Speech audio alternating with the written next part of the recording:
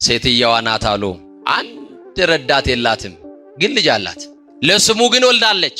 ልጆቿ ስራ ይዘው ጉልት ቸርችራ ከሰል ሸጣ ያሳደገቻቸውን እናታቸውን ሲያልፍላቸው ረሱ። በደሳሳ ቤት ውስጥ እየኖሩ እኛ እናት ልጆች ደህና ናቸው ሲባል ምን ልጅ አለኝ?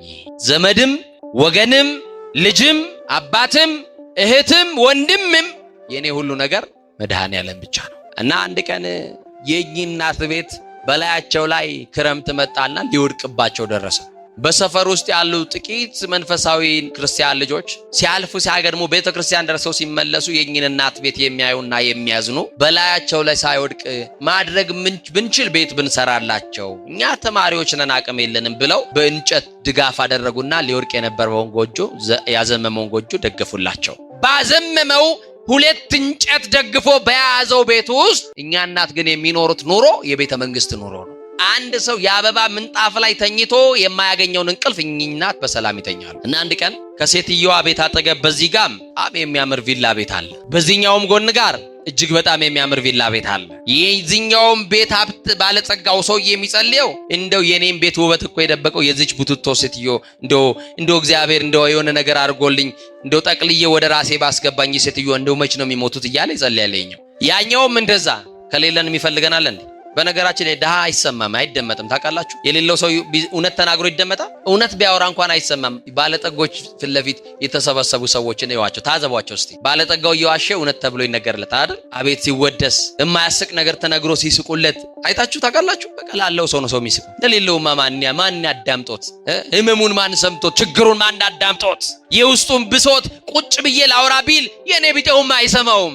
እኚህን እናት ጎረቤት በዚህ ይጠላታል፣ በዚህም ያለ ጎረቤት ይጠላታል። የሚወዳት አማኑኤል ግን ያኖራታል። እኚህ እናት ምን ሆኑ መሰላት? መሽቶ ሲነጋ የቤታቸው ጣራ ከእርጅና ብዛት የተነሳ የተበሳሳ ነውና ተኝተው ቀና ሲሉ ሲነጋ በዛ በተበሳሳው እንትን ውስጥ ጨረር ይገባል፣ የፀሐይ ብርሃን። የኔ ጌታ ሞቴን በሚፈልጉ ጠላት መካከል ከበ በሰላም አሳደርከኝ ይላሉ። በጠላት ተከብቤ ነጋልኝ። ሞቴን የሚፈልጉ አሉ፣ ውርደቴን የሚፈልጉ አሉ፣ እድሜ ጨመርክልኝ ተመስገና ደግሞ ላመስግንሃ ምን ይላሉ አላማረርህም ይሉና በራቸውን አይደለም መስኮታቸውን ይከፍታሉ። ወደ ምስራቅ ወደ ፀሐይ መውጫ ወደዛ ይመለከቱና የኔ ጌታ ልጅ የለኝ የወላድ መካን፣ መጋቤ አንተ፣ ጠያቂ አንተ፣ ዘመዴ አንተ፣ ልብሴ አንተ፣ ጉርሴ አንተ፣ ሁሉ ነገር የሆንከው አንተ ደግሞ አነጋህልኝ ተመስገን። ደግሞ ማንንም ጠይቆ ቁርስ ያበላኛል? አንተነ መጋቤና የጣዋት ቁርሴን አደራ ይሉታል መድኃኔዓለም። ልክ በሩ እንደተከፈተ በራቸው ላይ የሆነ ሰው ይመጣል። እማዬ ሁሉ ቀን ጠይቆታለሁ ብዬ እያሰብኩኝ አልሞላል ብሎኝ ዛሬ እንደው እግዚአብሔር ፈቃዱ ሆነና ልጠይቆት እቺን እስቲ ለጣዋት ቁርስ ይበሏት ይመርቁኝ ይላቸውና ይወጣል። በመስኮት ይጠይቁና በበር ይቀበላሉ።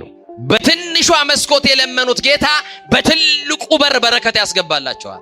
አይቸሩ መድኃኔዓለም ተመስገን፣ ፊቴን እንኳን ሳልታጠብ ቁርሴን አዘጋጀልኝ የኔ ጌታ ይሉና ፊታቸውን ታጥበው ጸሎታቸውን ጨርሰው አመስግነው የመጣላቸውን በረከት ይበላሉ። ጎረቤታቸው ደግሞ የማያኖሩ ናቸው ብያቸዋለሁ። እዛ ቤት ደግሞ ስትገቡ የማያስበላ በሽታ አለ። እንኳን ጮማውን ሊቆርጡ ጠጅ ሊጨልጡ ሽሮም አታስበላ በሽታ አለ። ስንመቀኝ እኮ ሳንበላው ልንሞት ነው አይደል? ለሰው ጉድጓድ ስንምስ በምቀኝነት በተንኮል በክፋት ዘመናችን እያለቀ ነው። እና ይገርማቸዋል እኚህ እናት ቤቱ አያዋቸው አይቀቡም፣ ግን የወዙ ናቸው። ማስላላቸው እግዚአብሔር ስላላቸው እና ሁሉ ጊዜ ግራ ይገባቸዋል። ወጥተው አይለምኑም፣ ግን ይበላሉ ይጠጣሉ። እኚህ ሴትዮ ቆይ ከየት አምጥተው ነው ይሞታሉ ብለን ስንጠብቅ ጭራሽ እያበቡ ጭራሽ እየፈኩ ጭራሽ እያማረባቸው ነገሩ ምንድነው ሚስጥሩ ምንድነው ካላችሁ እሱ ብቻ። አንድ ቀን በመስኮት የምትጸልየውን ጸሎት ተሰማና ቆይ እቺን ሴትዮ ላሳፍራት በቃ በመስኮት እየጠየቀች በበር እየተቀበለች ነውና ይሄንን ነገር አዋርዳታለሁ አለች። በር ላይ ተደበቀች። መሽቶ ነጋ፣ መስኮቱ ተከፈተ። እማዬ እጃቸውን ዘርግተው ወደ ሰማይ መጸለይ ጀመሩ። ጌታዬ ዛሬም ነጋልኝ፣ እድሜ ተቀጠለልኝ፣ ሳይገባኝ የኔ ጌታ አመሰግናለሁ መድኃኔዓለም እያሉ ያመሰግኑትና በልማን ዘመድ አለኝ የቀን ውሎዬን የተለመደውን ቁርሴን ምሳዬን በላምጣ ይሉታል። የጠየቁትን ጥያቄ ሰምታ ነበርና ጎረቤትየው ከቤቷ የሞላ ነገር ነው በፔስታል አምጥታ በሯ ላይ ድብቅ አረገችና ጉዷል ያለች። ጸሎቱ አለቀ።